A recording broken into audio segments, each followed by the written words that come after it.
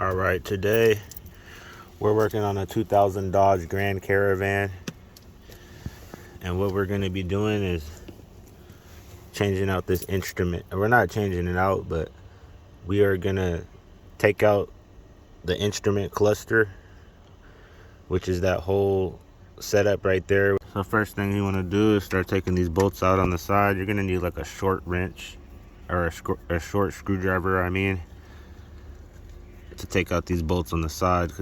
And once you open it up, it's mounted on there like this. So here's the 3 clips that hold it in place. You just got to pop out in those points. Set that to the side. All right, now this piece of trim up top comes off. This little clip right here holds it in place.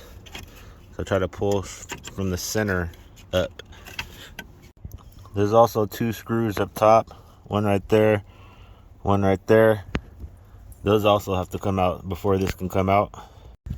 And then right underneath here, there is 2 Phillips that gotta come out, and that'll separate the trim over the steering wheel. There was actually a 3rd bolt in there. Don't forget to remove that 3rd bolt. It wasn't just 2, there's a 3rd bolt. Take that 3rd bolt out as well. And just to show you guys what tool I used, it was the short Phillips. Fits right in there.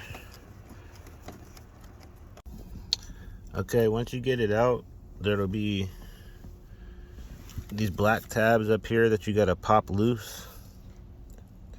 So that's what I did. I pressed down with a flathead screwdriver a little bit. I didn't want to press down too hard, so I cracked the plastic, but just a little bit, and popped it out. And once that was popped out, there's 2 bolts on either side right here.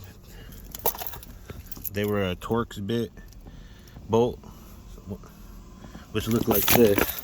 There it is. You're gonna need that bit. There's 2 of them on either side, and then once you get them out, this plastic will come right off, and this can come off. With this one, you also gotta be careful taking it out. Don't bend it. You want to be very careful. On the other side of this is that clip, so that's where the electrical connection gets the power from. And if you look close, you'll see all the corrosion that's causing it to not work. You can see the burnt metal, and you can also see these little yellow circles